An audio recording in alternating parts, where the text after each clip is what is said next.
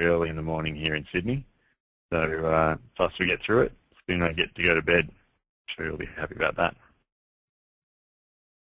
The marquee feature in 1.6 is a new search engine, or a new way we're indexing content. It's going to deliver some benefits over several releases, and it removes some performance bottlenecks that were holding us up and doing some things that we really wanted to do. But right now, in 1.6, the big change is that we're now indexing the content of every commit, and by that I mean every diff. This means that you can find content anywhere in your repository, whether it's on a branch and even if it's been deleted.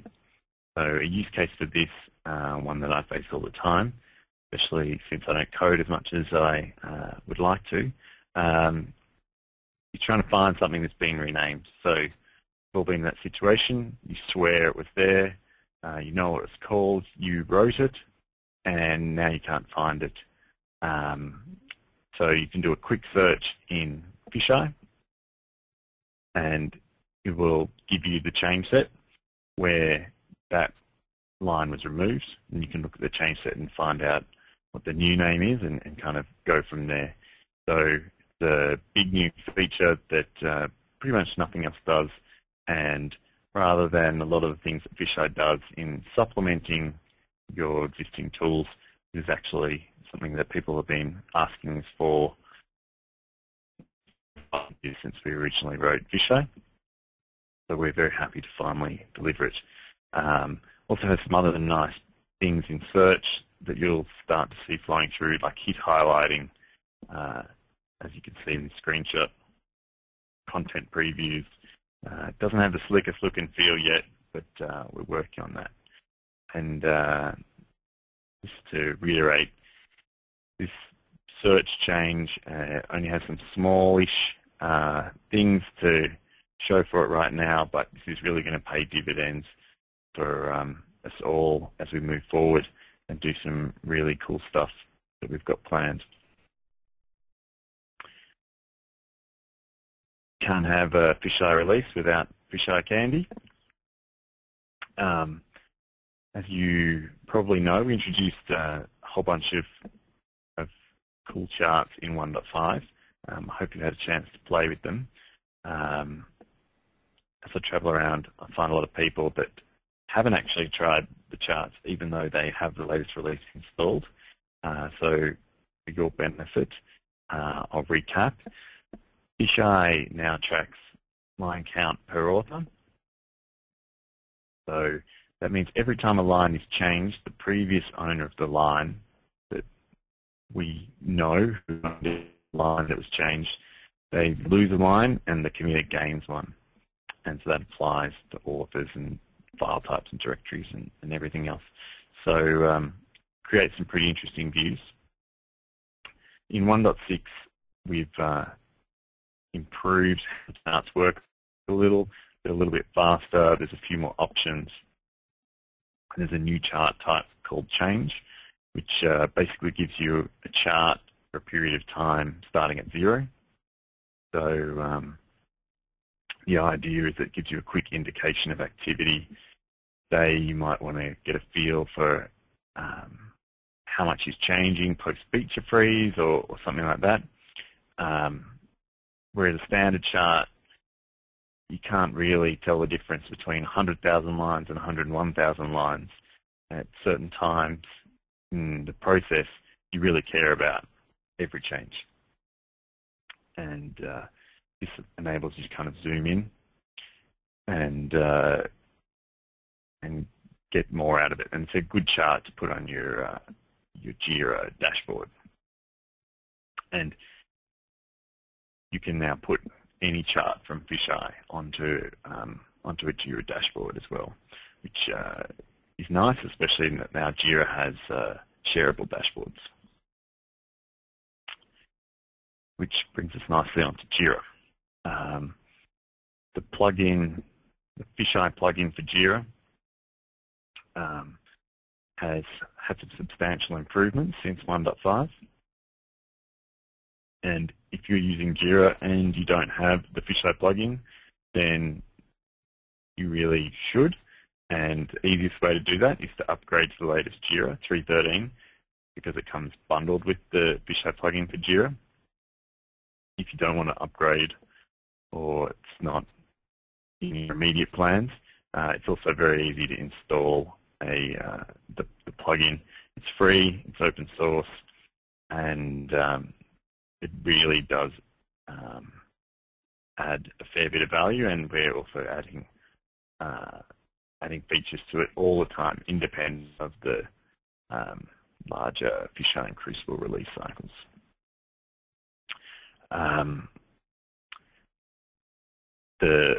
When you connect Jira through the FishEye plugin to a 1.6 FishEye, it takes advantage of a more efficient SDK, which is substantially less chatty.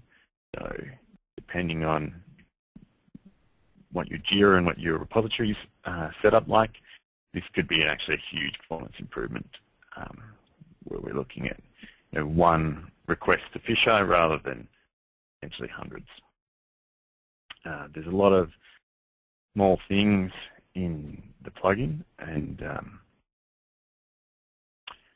you can now, as I said, have any chart on your dashboard, and now that they're shareable, you can have kind of a team metricsy dashboard with FishEye charts and other interesting things, and they kind of make that a bit sexy. Whether they add a lot of value is open for debate. That's up to you guys. It also has better support for Perforce, and the admin is really nicely integrated into the Jira admin now. So no more properties files for those people that use the older versions of the plugins. It also works with Atlassian trusted apps now. So in plain speak, that means that you can delegate your Jira credentials through to FishEye.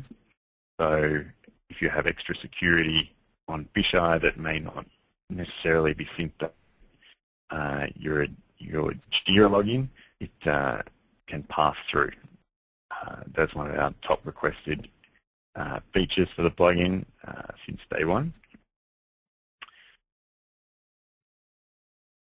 And if you have the new App Links plugin, which is another separate Atlassian offering, it'll enable you to have the FishEye plugin with pretty much zero admin. You just say, yep, use App Links setup, and it'll just work. So if you use Jira, you should really be installing the FishEye plugin. We've also got a bunch of guess boring stuff depending on your perspective. A lot of changes that hopefully people won't notice. So if they're done right, people won't notice them. So that means things like the ability to delegate administrative privileges through to people using kind of LDAP groups or crowd groups or individually, and top-voted features, feature requests or bugs, depending on your perspective. Most version repositories no longer need custom symbolic setups. Suboptimal symbolic setups are kind of the #1 cause of poor FishEye performance. If you don't know what I'm talking about, you should be very glad. It's a massive pain, and so we now do a much better job, much more aggressive job of guessing your branch and tag structure. There's a lot of, or several Perforce improvements, properly indexing the job data, some tweaks for really large Perforce repositories to make them perform a bit faster. And of course that quick search is now actually quick. Depending on your repository structure, quick search would have been a very poor name for the performance of quick search. And also it's going to make some really nice Ajax-y navigation features that we've got slated for the near future possible.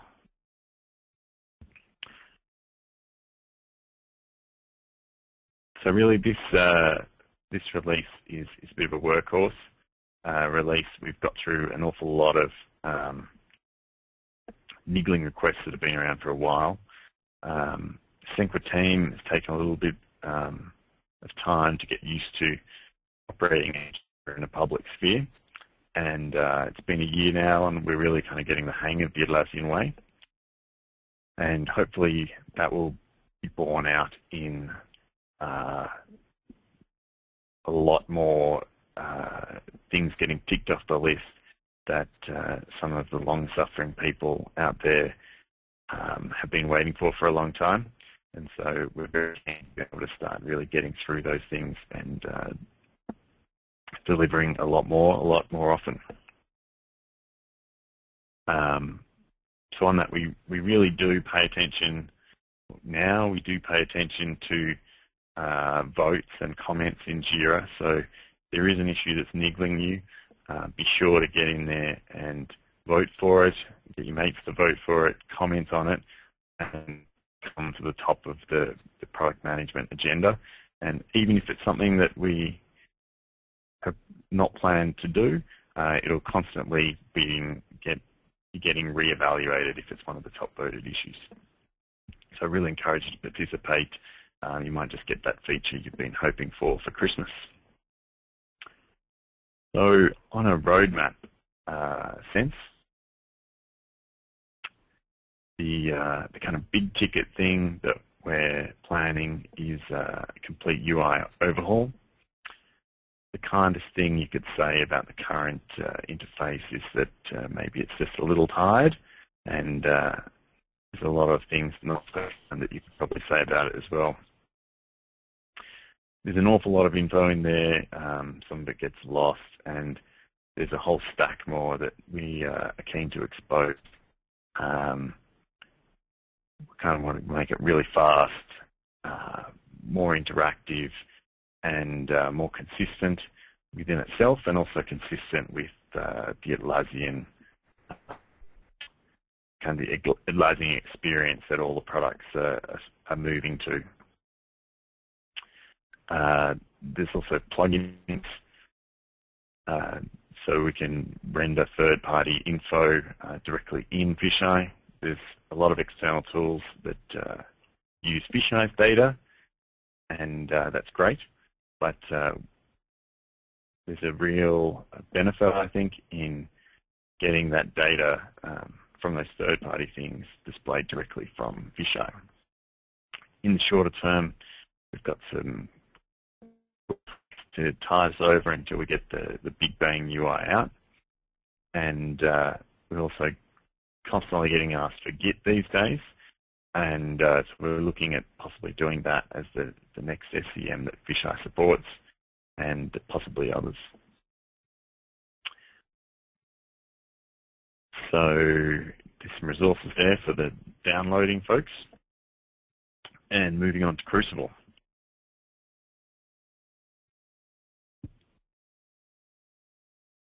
So after talking about FishEye for the last few minutes, it may be strange to hear that the big feature in Crucible 1.6 is not having to have FishEye.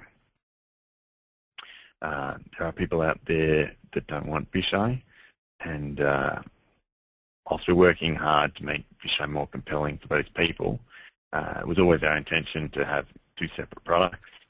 It wasn't just a scam, and just taken a little bit longer than expected with being acquired and everything like that, and coming into the Atlassian way. In any case, is a bigger fundamental change. Crucible now stores the content under review. This will come in handy for features we have in mind for future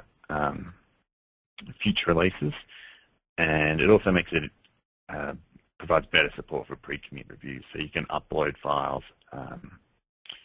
You can have, like in the screenshot here, you can upload images and have kind of before and after. one thing that we found really handy internally is uploading a screenshot of a feature that a screenshot of the page that the code that you're reviewing implements.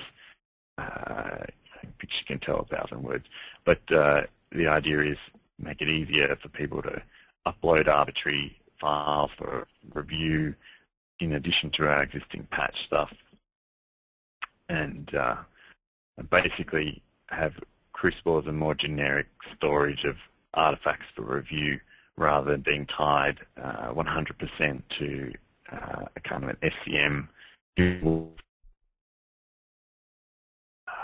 So we're calling this light SCM, and 1.6 is shipping out of the box with 3, a Subversion 1, a File System 1, and a Confluence 1, so you can review Confluence markups. They provide kind of the basic functionality to add items by the normal Crucible web. The ones that we're shipping are open source, and kind of encourage people to have a crack at writing their own.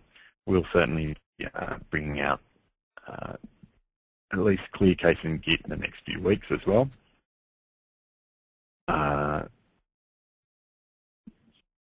But basically, if you have a system that generates text, you can now integrate it with Crucible to review that text or review changes.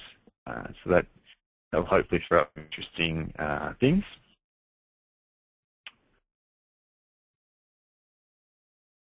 Also got some nice improvements to, well, some incremental improvements to how it works. Requested features, a bit of a theme developing here.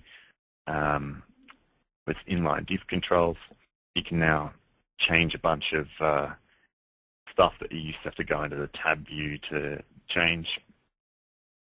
And it's kind of on a per file basis, just in the review anyone can change it. You don't have to have any special permission. So it's kind of a real no-brainer of a really useful thing.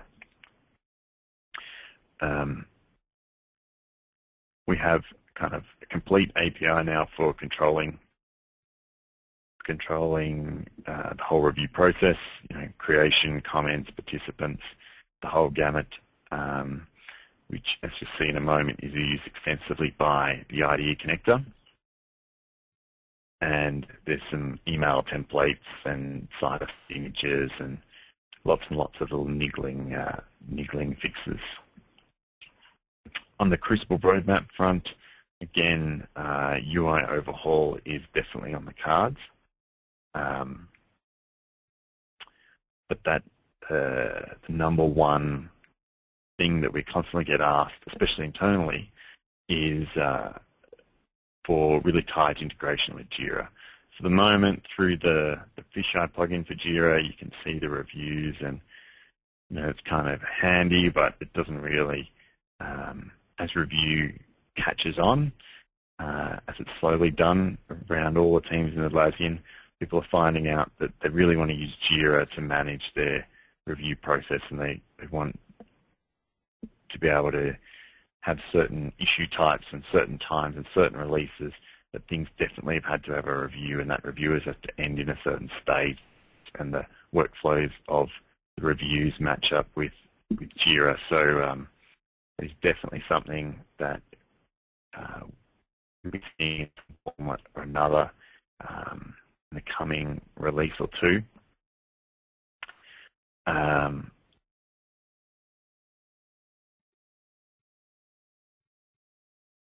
The other thing that I'm sure a lot of people out there have probably been agitating for is external database support.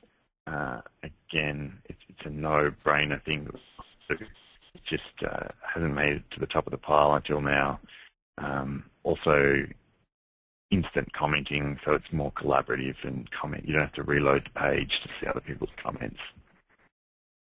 And IM commenting, IM notifications, and all that kind of good stuff as well. So to reiterate previous points, is that get stuck into us through Jira. If you have any issues, raise them, comment on them, vote on them, and it really helps us prioritize the things that we want to do. There's so many features that we want to add, and we're so excited about the things we can do to make this a better product that's easier to use and really encourages people to increase the quality of their code and do code reviews without them being a pain. We just need your help to help us identify which ones of those dozens of features are the ones that we really need to get cracking on. Some resources for the downloaders, and moving on to the IDE connector. So Atlassian now has 6 developer tools, single sign-on solution, several hosted offerings, you know, a thriving business in t-shirts, I think.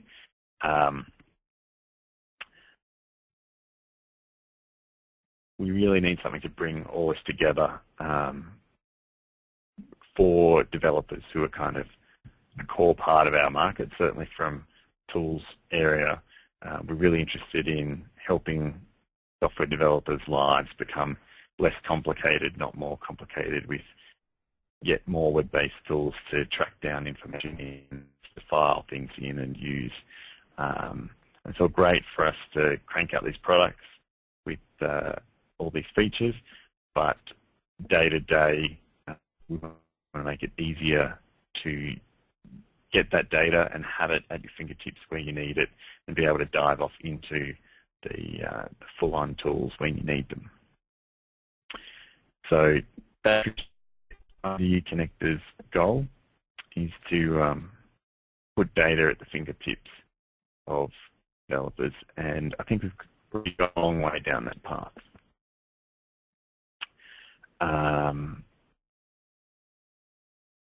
The first plugin, and the first connector, is for IntelliJ. Now, a lot of people ask us why we've done IntelliJ, and it's basically because we internally 80 or more % of the developers at Atlassian use IDEA.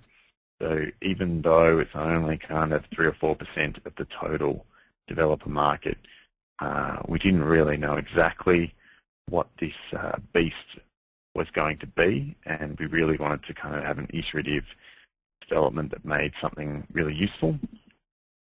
So that's why we did IntelliJ. So the IntelliJ users out there are in luck, but Eclipse people, don't worry, we're well on the way to delivering something for you guys as well.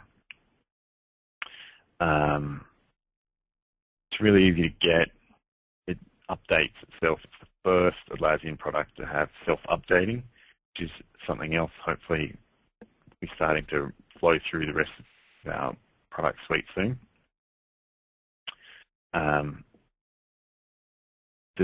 The product I'm going to demo, the plugin I'm going to demo is just the public one that's out there. In fact, the whole IDE connector is open source, and the entire project is being run in the open at studio.atlassian.com.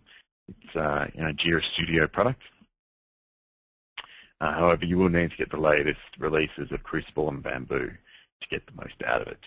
The plugin is really driving, the plugin team is really driving our APIs to be better and more fully featured and more performant and all those things, which is good generally. So Eclipse users, now that we have a pretty good idea what constitutes a useful IDE plugin, we are working hard on the Eclipse version. You can already get a version that supports Bamboo, whilst some functionality around Jira overlaps a little bit with Mylan. Our plan is definitely not to compete with them. They already have pretty reasonable Jira support. And so that Eclipse plugin that's out there supports Bamboo on the basis that there's already a plugin for FishEye out there, and Mylan supports Jira, and we'll be doing Crucible next. and then filling it out to be complete. So we've had a talk about plugins. What does it actually do?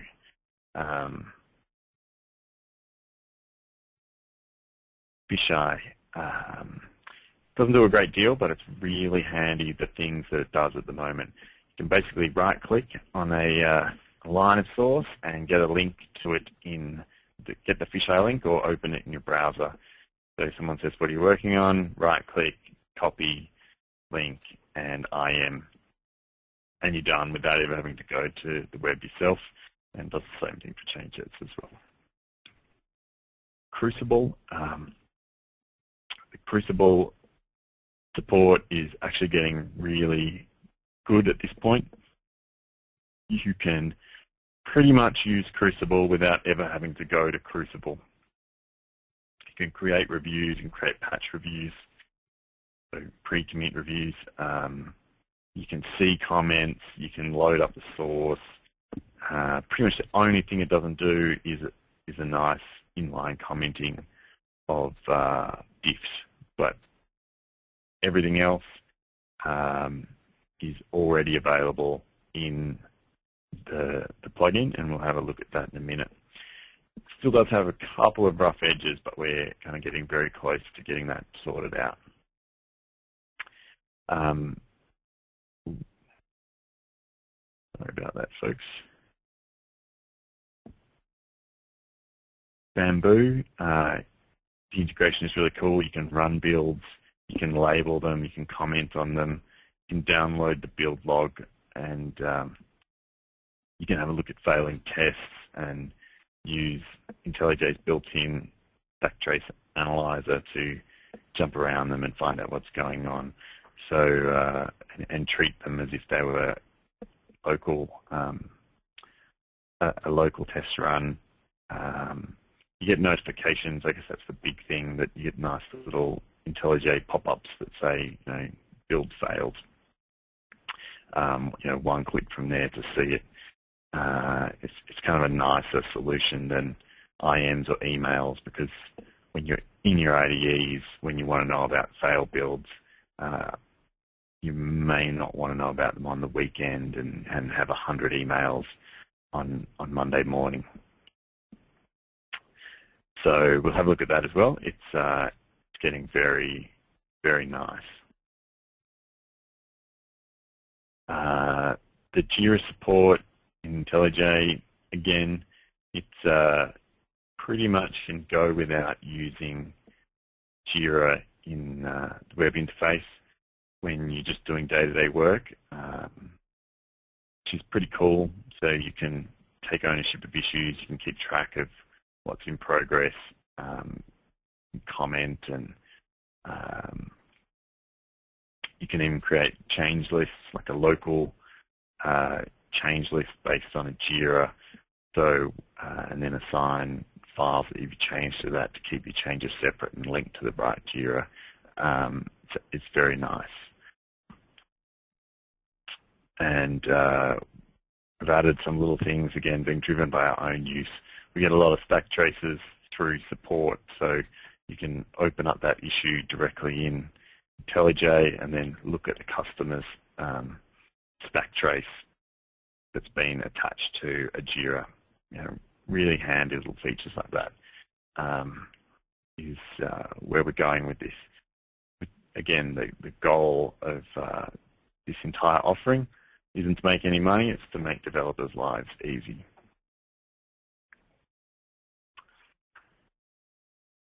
Looking further afield,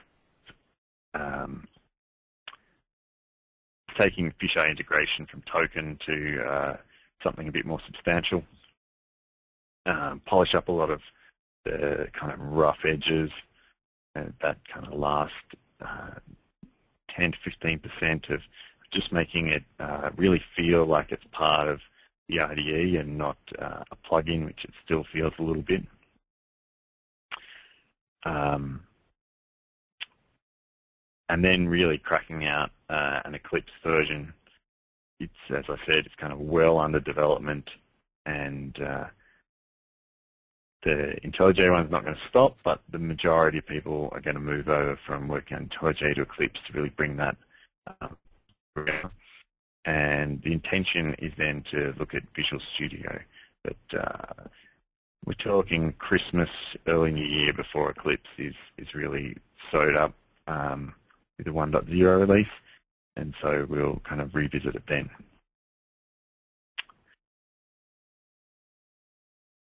Now, let's get in and actually have all the stuff I've been rabbiting on about.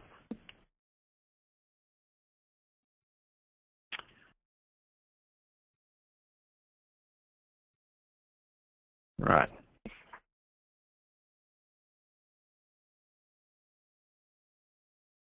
So let's start with a quick look at Jira.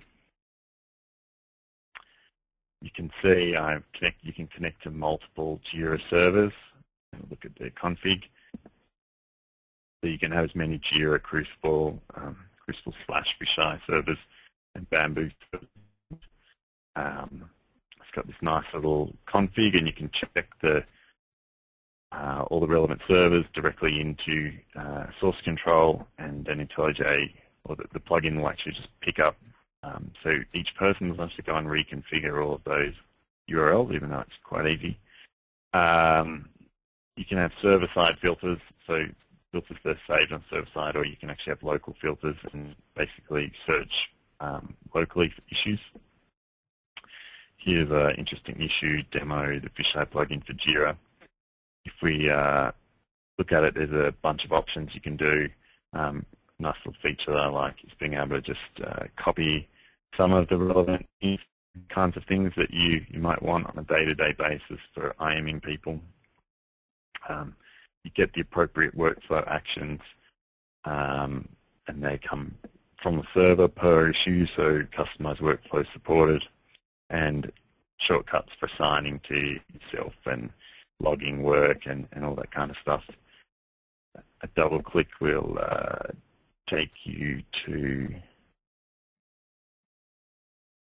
the IDE view. So you can see here we've got the comments and we've got the change, we've got the description, and it's actually in the IDE. It's maybe not amazingly pretty, but unlike some other so-called integrations where it's really just using a built-in web browser, this is a proper integration. And so we can add a comment.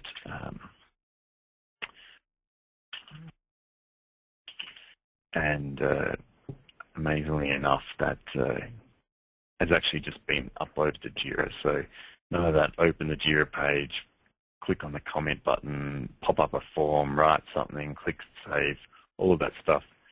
Just right click or one click from here. We can go and look at the actual Jira issue.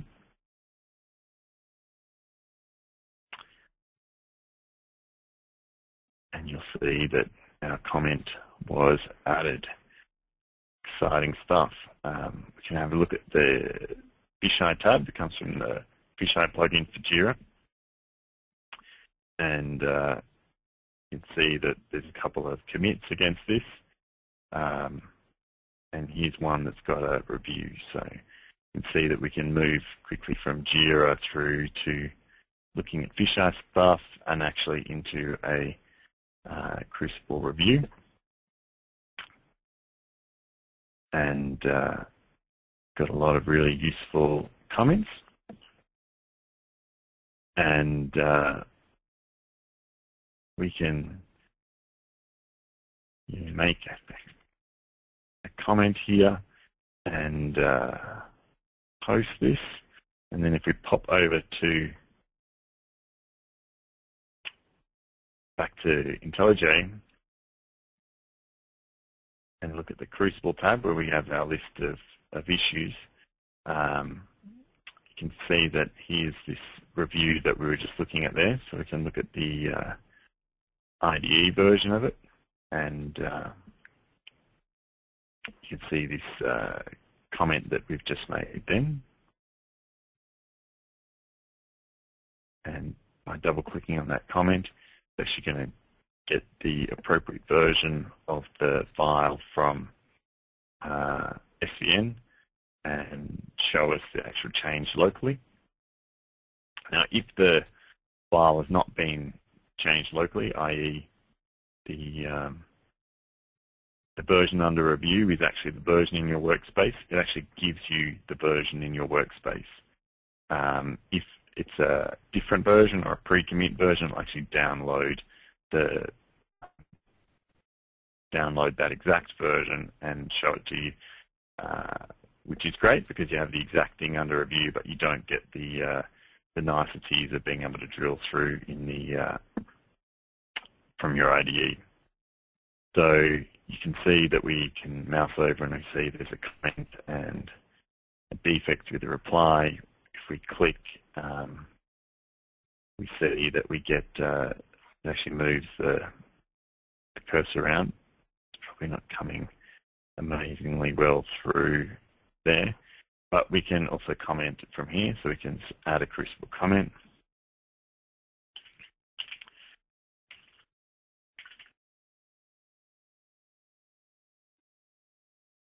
And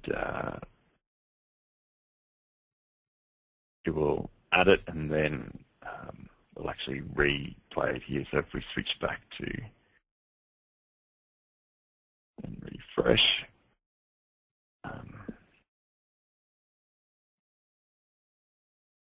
this comment we just made.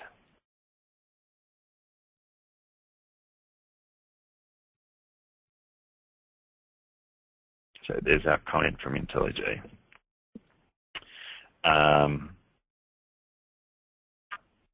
Not that amazing. This is the inline options that I was talking about. We can switch from a unified diff to a specified diff. We can change the context, so we can look at the entire file with the diffs in there.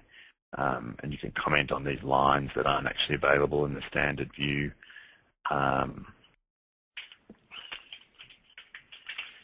And it all works very nicely. Switch back to IntelliJ, you see that comment, if we're lucky, that'll update while we're watching. And if you're actually in a review, the comment will appear and the line will suddenly become highlighted. There you go. So now you can see that this new comment we just made appeared. So multiple people are doing their reviews in IntelliJ. It's not quite real time, but polls about every minute. So you actually have a kind of interactive review directly in your IDE, which is quite nice. If we look at this name here, the Squirrel Content Provider, or in the diff before, it used to be called Subversion Content Provider. If we look in FishEye, I practiced my search before, you can do a,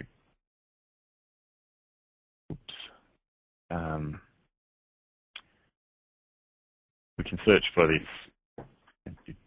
ruin the surprise now, but amazingly, if you search for the old name, Subversion Content Provider, you actually get hits for the file, and you also get hits where it's been changed. So it's on a line here where something else changed, and here is the change that we're looking at. And that's for the entire repository. We restrict just to the branch that we're working on. You see it actually only has one hit. So it's amazingly good so far, even in the first cut. And so you can find things that have been deleted, and then you click through to that change set and actually find out what the original name was. There you go, you've got the new name, back to IntelliJ, symbol search, and you can find that. I've forgotten enough about FishEye and Crucible. On the Bamboo front, it also has some cool features. We can look at files that were changed to cause a build, and if you've actually got this project open, they'll click through nicely in your local environment. You can look at build with failing tests and open up the and have a look at the tests that failed. And again, if this is from a different project, if it was in the same project, this would all be nicely linked through to my within IntelliJ. And you can also look at the build log. You can even kick off a build, so we can actually run this build. Not quite sure what that build is, but we'll find out. And then click through to it and go and have a look at it actually building on the, so I've just fired that off from my IDE. And it's probably going to fail again. And gives a little notification that it's failed. You can see a little red icon here showing that I've got a failed build.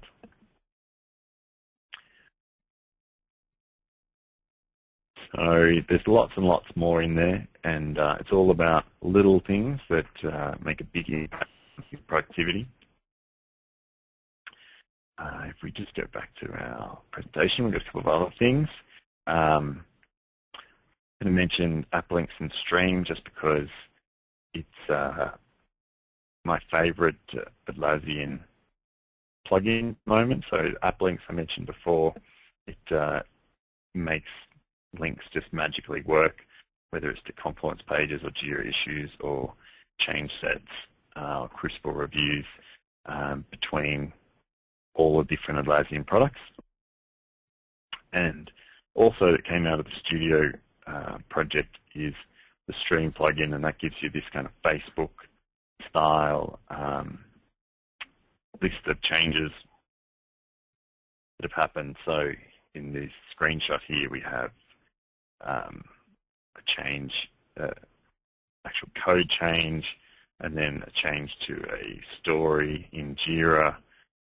Someone's raised a bug, some more code changes, another bug, and it just gives you this nice flow of what your colleagues are up to, which is great. And you're going to see a lot more of this kind of stuff. So this was developed for Jira Studio, and now it's flowing back through to everyone else as open source plugins. There's a Jira for Agile webinar coming up. We're going to be doing a lot more of these informational style things.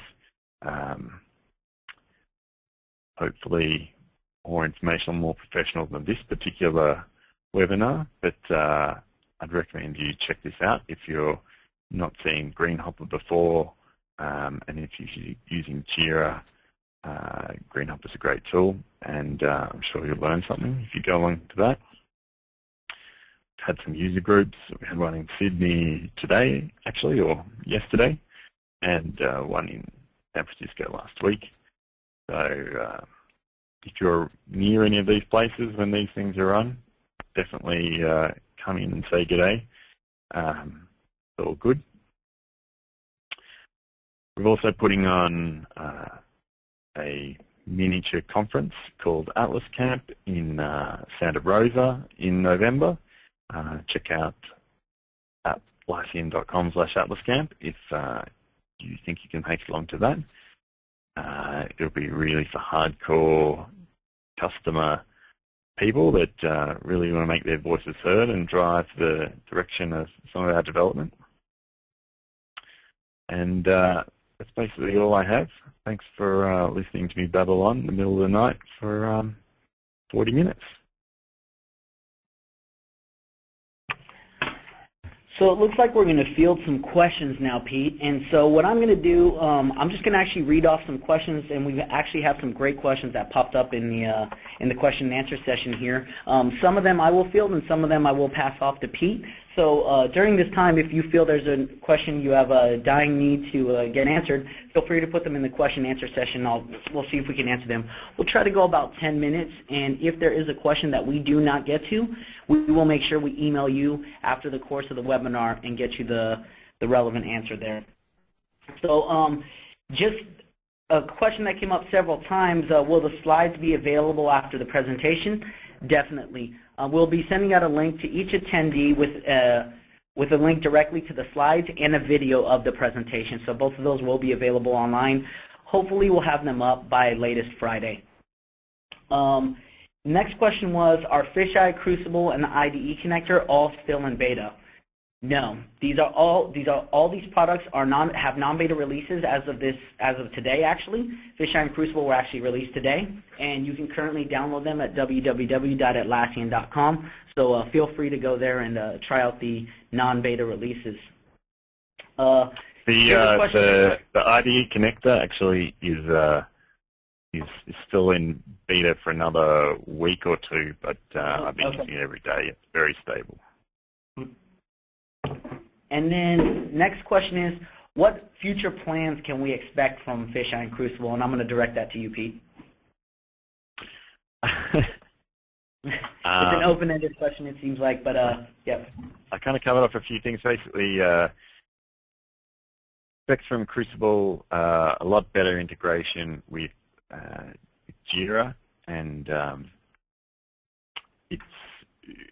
we're hopefully going to get a kind of much more interactive interface and add a lot more information.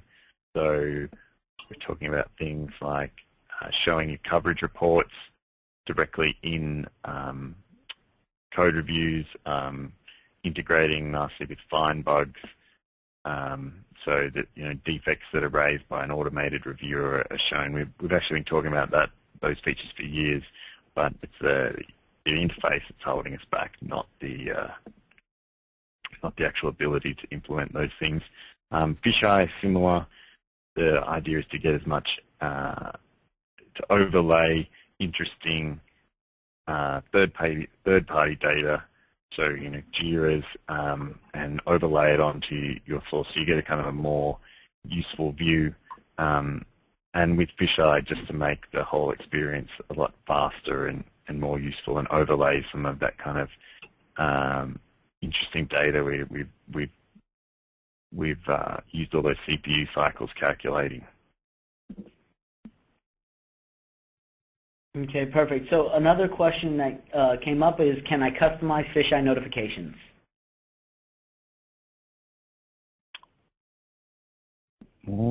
Need to be more specific. Yes, you can. There are templates in there, but I think you have to raise a support request on that one to find out exactly what you want to customize. Cool. And we have a lot of Python development. Can we highlight FishEye syntax for Python? I think this one. There's support for Java, C, XML, HTML, C++. Yes. Python. Sorry. And yes, you can. So you can even write your own definitions. Yep. Yes. So has there been any improvements to the pre-commit review process? And the answer to that is yes, and I'm not sure if you want to expand on this, Pete. There's been enhanced pre-commit reviews and image support. So do you want to expand on that a little bit? Yes, so you can now upload arbitrary files. You can use the IDE plugin to create pre-commit reviews. I didn't quite get to that in the demo. I was waffling too much. But when you commit, there's a one button, create a pre-commit review now. Yes, you can upload two different files and pick them to be diffed against each other, or you can use the new file system LightSCM plugin and actually add files directly from a file system. Okay, perfect. This next question, I'll kind of field. When will the next significant drop of the Eclipse IDE connector be? We're looking to have this possibly, first we're working on the IntelliJ plugin, and we're looking to have this I would hope in the coming months, but we made our first approach to this is to focus on the IntelliJ connector, and we'll move into the Eclipse definitely in due time. I don't know if you want to expand on that. Actually, yes, the team is kind of already working on it. You can actually go and get the Eclipse plugin now. It just basically only has Bamboo support, and they're going hell for leather on the Crucible support next.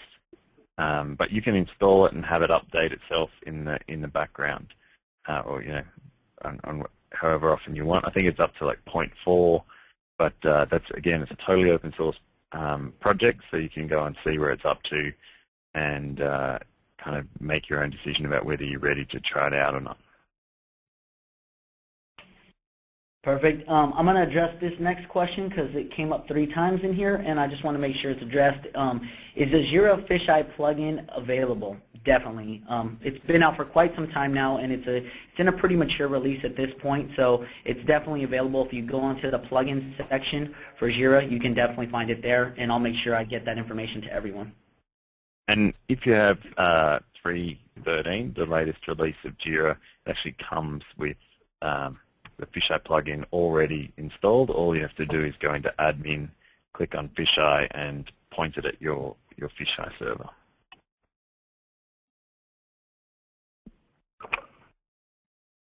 So I might put you on the spot here, Pete, with this one, but for a question, there was a question about Subversion repositories and just how any improvements on indexing.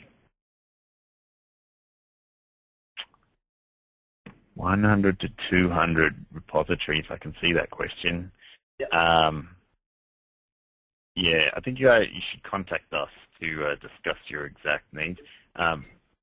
Between from 1.4 to now, there's huge improvements. But 100 to 200 repositories might require some special love. If you go and check out FishEye 3.atlassian.com, I think there's about 50 or 100 repositories on that instance, and there's one box with 6 FishEye instances, and there's over 600 repositories altogether.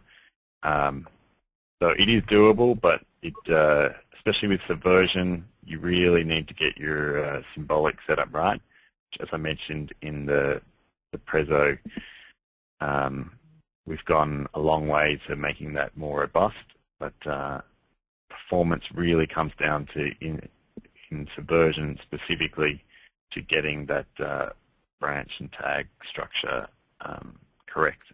Otherwise, FishEye will index a copy of your repository for every branch and tag you have. Looks like we're going to close off the question session there. If there is any more questions, please feel free to email us. You can always email us at sales@atlassian.com if you have any specific questions or needs that weren't addressed in the webinar today. For those of you that did ask questions that did not get answered, we'll make sure to get back to you shortly, and the videos and the slides will be posted online too. Thanks everyone for coming. Hope you enjoyed the webinar, and if there is any other questions, please feel free to contact us. Have a great day.